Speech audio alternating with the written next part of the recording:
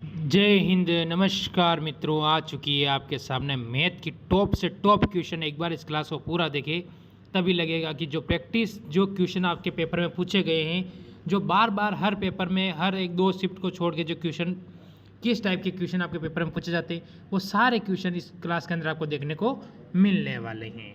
तो ठीक है, मैं पहला क्वेश्चन स्टार्ट करूँगा। ये आपको पता होना चाहिए, ये क्वेश्चन 2021 से संबंधित है। ठीक है, एसएससी जीडी 3 दिसंबर 2021 का फर्स्ट शिफ्ट का क्वेश्चन मैं आपके लिए लेके आया हूँ, और ये क्वेश्चन ही आपका 2023 में भी पूछा गया है। ठीक है, तो ठीक है, इस क्वेश्चन को हम स्टार्ट करेंगे। इससे पहले बस अभी एक बार वीडियो को लाइक कर देंगे और शेयर करके चैनल को सब्सक्राइब कर देंगे। तो पहला क्वेश्चन क्या कहता है, देख लेते हैं।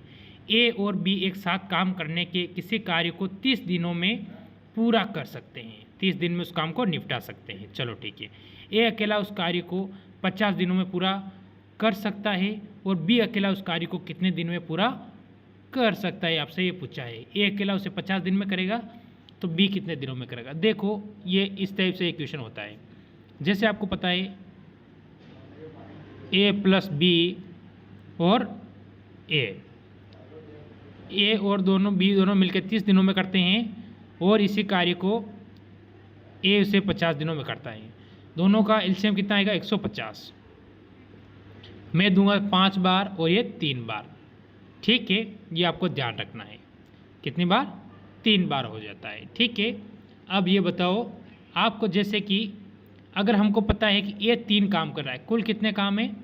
ठीक है, ए अगर 3 काम कर रहा है, ठीक है, और ए और बी दोनों मिलकर 5 काम कर रहे हैं, तो बी कितना काम करेगा, बी कितना करेगा, जल्दी बता दो। बी 2 काम करेगा भाई। 3 काम अगर ए करता है, प्लस अगर बी करता है 2 काम करेगा, तो ही तो 5 काम होंगे ना, होंगे ना, होगा 5 हो गए। तो अपने पास कुल काम कितने हैं, 150 यानी 150। ठीक है, 2 का भाग दूंगा मैं, तो ये हो जाएंगे 75, यानी 75 दिन में ये काम को पूरा कर लेगा। ऑप्शन आपका डी बिल्कुल सही हो जाएगा। बताओ, किसी को अगर समझ में नहीं आया हो तो वो भी मेरे को कमेंट करके पूछ सकता है। चलो अगला क्वेश्चन लेता हूँ, क्या कहेगा। देखो, ये क्वेश्चन क्या कह रहा है। ये क्वेश्चन कह रहा है, साजिया की आय रेहाना की आय से 20% कम है। किसकी, साजिया की आय रेहाना की आय से 20% कम है। रेहाना की आय साजिया की आय से कितना परसेंट अधिक है। किसकी, रेहाना की पूछे हमसे। देखो, इसको मैं कैसे क्या करते हैं, इसका भिन्न में निकालते हैं। तो 20% का मैं क्या लिखूँगा, 1/5 लिखता हूँ।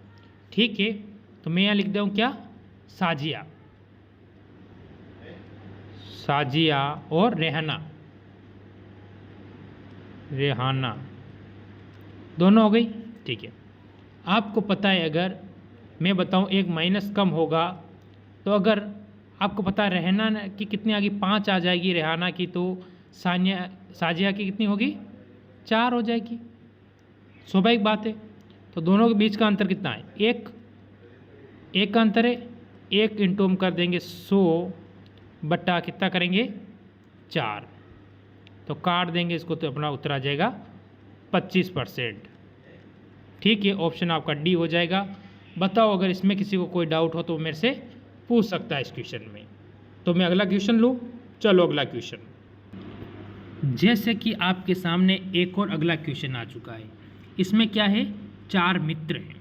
ठीक है, मित्रों के बीच का अनुपात है। जैसे कि ए, बी और सी, डी किसी व्यवसाय के क्रमशः 3:7:9 और 13 के अनुपात में निवेश किया है। चलो ठीक है, एक बिजनेस स्टार्ट किया उन्होंने, कोई काम स्टार्ट किया है, उसमें उन्होंने 3, 7, 9, 13 के अनुपात से पैसे दिए हैं। ठीक है, यदि सी का लाभ का हिस्सा कितना है, सी का, सिर्फ सी का पूछा इसने, सी का बताया हमें 8,910 हैं, तो ए और बी दोनों का लाभ का कुल हिस्सा कितना होगा। ठीक है, हमसे क्या पूछा इसने, इसने हमको दे रखा है भाई, हमसे पूछा है ए और बी का, और दे रखा है हमें सी का। ठीक है, इसमें आपको पता है ये डी ऐसे ही दिया, इस डी का कोई मतलब नहीं है। आप इस 13 को भूल जाओ, इसका हमारा कोई लेना देना है ही नहीं। चलो ठीक है, तो सी का अपने पास कितना है, जल्दी बताओ। सी का कितना है, 9। ठीक है, इस 9 की वैल्यू के बराबर हमें दे रखा है 8,910। 10। हमें किसकी याद करनी है? ए और बी की, यानी ए और बी की कितनी होगी? 3 + 7 कितने हो जाएंगे? 10 इंटू 10/9 कर दूँ मैं, क्योंकि 9 की हमें दे रखी है। अगर मैं इसको काटूंगा तो ये जाएगा 9 बार, वापस 9 और 990। तो मेरे पास आ गए हैं 990 इंटू 10, तो कितने हो जाएंगे? 9900। बताओ इस क्वेश्चन में अगर किसी को कोई डाउट हो, ऑप्शन नंबर आपका बी बिल्कुल सही हो जाएगा। ये आपको ध्यान रखना है। क्या हो जाएगा? ऑप्शन आपका बी इस क्वेश्चन में एकदम सही हो जाएगा। बताओ इसमें अगर किसी को कोई डाउट हो, समझ में नहीं आया हो, तो वो मेरे से पूछ सकता है। तो लो अगला क्वेश्चन, देखते हैं अगला क्वेश्चन अपना क्या कहने वाला है। आपके सामने एक और नया क्वेश्चन, ये भी हर पेपर में पूछा जाता है या 2 पेपर को छोड़ के तीसरे पेपर में पूछा जाने वाला क्वेश्चन है। ये कह रहा है कि एक पर्स में रखे गए, पर्स के अंदर जैसे आपके जेब में पर्स रखते हो, बटवा रखते हो, उससे संबंधित है। 1 रुपये, 2 रुपये और 5 रुपये के सिक्कों का अनुपात हमें दे रखा है 8, 5 और अनुपात 3। अगर पर्स में रखे गए इन सिक्कों का कुल मूल्य कितना है अपने पास? कितना है? 132 रुपये है। तो हमें पर्स में 5 के कितने सिक्के हैं? हमसे पूछा है कि 5 के सिक्के कितने हैं। ठीक है, किसके? 5 के सिक्के हमसे पूछा गया है। देखो ये हो जाएगा, रुपये लिख दूँ मैं आगे।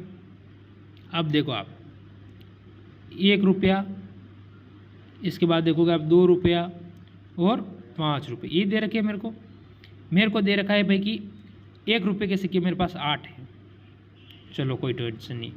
5 रुपये के, सॉरी 2 रुपये के मेरे पास 5 सिक्के हैं, कोई बात नहीं। और 5 रुपये के मेरे पास कितने सिक्के हैं? 3 सिक्के हैं। तो मैं पूरा बैलेंस बता दूँ अगर कितना होगा।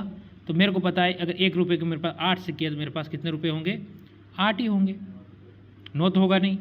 अगर मेरे पास 2 रुपये 5 सिक्के हैं तो मेरे पास हो जाएंगे 10 रुपये। और मेरे पास 3 रुपये के, अगर 5 रुपये के 3 सिक्के हैं तो मेरे पास हो जाएगा 15 रुपये। अगर मैं इनको जोड़ूंगा तो मेरे पास प्राप्त होगा 33।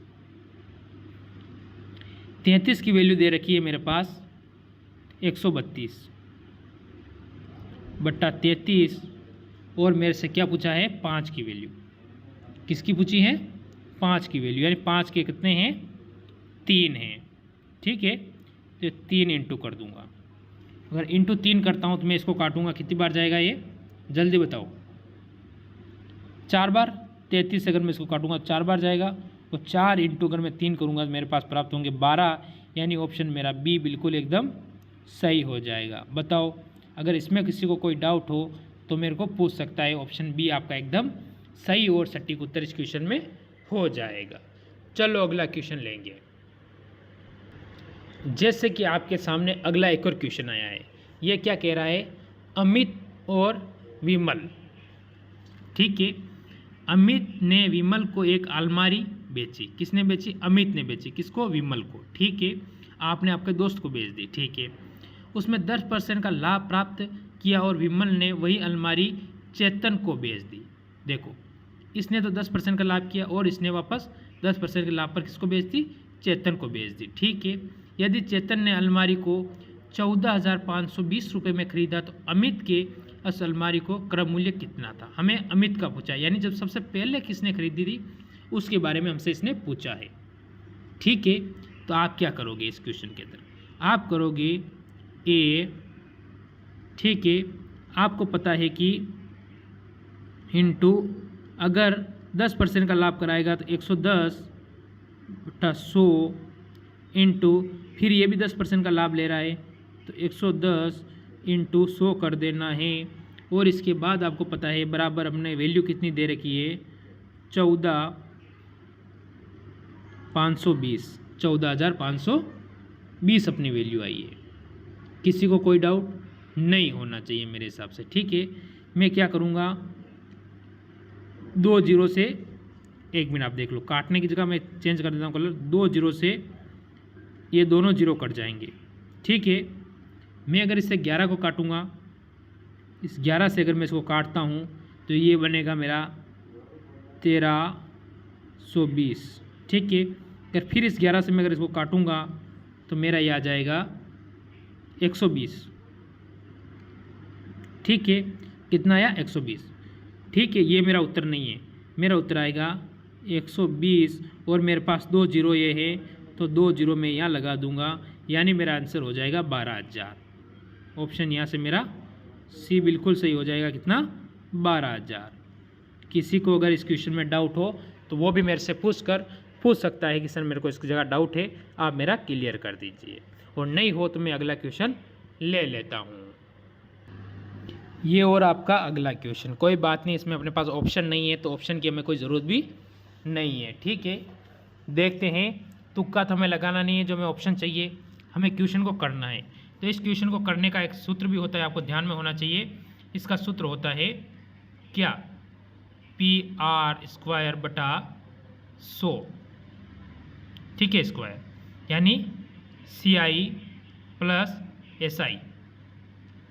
क्या होता है? CI और SI। समझ में आ गया आपको? तो मेरे को इसकी वैल्यू दे रखी है, आपको पता है, ये आपको ध्यान रखना है, CI और SI। तो आपको क्या दे रखी है? 6,000 की धनराशि के लिए 5% वार्षिक ब्याज पर वर्ष प्राप्त साधारण ब्याज और चक्रवृद्धि ब्याज वाले चक्रवृद्धि ब्याज की कितना अंतर है। क्वेश्चन में थोड़ा टाइपिंग प्रॉब्लम होगी है, कोई बात नहीं। हमें क्या पूछा है? साधारण ब्याज और चक्रवृद्धि ब्याज के अंतर पूछा है हमसे। ठीक है, इस क्वेश्चन के अंदर का। ठीक है, कोई बात नहीं। हमारे वैल्यू दे रखी है 6,000 इंटू कितना है? 5% बटा 100 फिर और 5%, क्योंकि 2 वर्ष है इसलिए मैं 2 बार लूँगा 5-5%। भाई 2 वर्ष है ना, तो 2 बार ले लेते हैं 5-5%। भाई 1 वर्ष होता तो 1 बार लेते। चलो कोई बात नहीं, तो मैं 2 जीरो से 2 जीरो काट दूंगा और इस 1 जीरो से 1 जीरो ये काट दूंगा। मेरे पास कितने बचे हैं बताओ? 10 बचे हैं, तो मैं इसको 5 से काट दूं, ये 5 से कटेगा 2 बार, 2 से मैं इसका काट दूंगा, ये आएगा 3, और 3 इंटू 5 मेरे पास बचते हैं, तो 3 इंटू 5 कितने हो जाते हैं? 15। आपका बिल्कुल एकदम सही उत्तर हो जाएगा। बताओ, अगर इस क्वेश्चन में किसी को अगर डाउट लगा हो तो वो आराम से कमेंट करके पूछ सकता है। चलो अगला क्वेश्चन देखेंगे। जैसे ये क्वेश्चन आपके सामने आया है, ये कह रहा है 20%, 10% और 15% की क्रमिक छूट की श्रृंखला में समतुल्य यानी एकल छूट ज्ञात करें। हमें एकल छूट ज्ञात करनी है। इसके लिए हमें क्या करना पड़ता है, आप सभी को पता होना चाहिए। जैसे कि मेरे पास 20% है, तो मैं 20% को भिन्न में क्या लिखूंगा? आपको पता है 20% को क्या लिखूंगा? 1/5 लिखूंगा। इसी प्रकार जैसे मेरे पास 10% है, 10 को मैं क्या लिखूंगा? 10% को क्या लिखूंगा? 1/10 लिखूंगा। इसी प्रकार मेरे पास 15% है, तो 15% को मैं क्या करूँगा?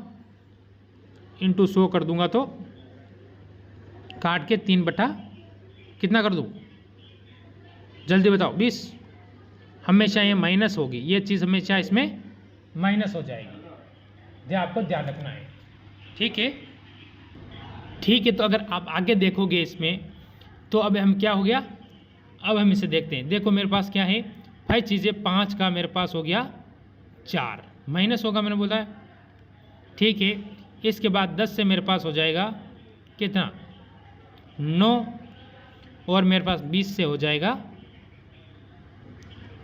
बटा लगा दूँ, अनुपात लगा दूँ 17। मैं इसको जो अगर कर लूँ, इनको इंटू करूँगा, तो यहाँ मेरे को प्राप्त होगा 10,000 और यहाँ होगा 612। ठीक है, ये हो रहा है कि ज़्यादा हो रहा है? इन दोनों का अगर बीच का अंतर कितना आ रहा है ये बताओ। तो इन दोनों के बीच का जो अंतर आएगा वो आएगा 388 बटा 100 इंटू कर दूँ मैं। अगर 1000 से इसे इंटू करता हूँ तो 2 जीरो से 2 जीरो काट दूंगा, 1 जीरो मेरे पास बचा, तो या बिंदु इस जीरो को या पॉइंट में लगा दूंगा, यानी मेरा उत्तर हो जाएगा ऑप्शन नंबर सी। ठीक है, क्या हो जाएगा? ऑप्शन नंबर सी मेरा बिल्कुल सही हो जाएगा, 38.8%। बताओ, अगर ऐसे क्वेश्चन में भी किसी को डाउट हो तो वो मेरे से पूछ सकता है। ठीक है, चलो कोई बात नहीं। तो आज की इस हम क्लास को यहीं विराम देंगे। अगर अच्छा लगे हो तो वीडियो को लाइक कर दें और शेयर करके चैनल को सब्सक्राइब कर लें और बेल आइकन को ऑन कर दें। और आज का जो अच्छा लगा हो सेशन तो ज़रूर कमेंट करके ज़रूर बता कर जाना। तो सभी भाइयों की मेरी तरफ से जय हिंद, जय भारत।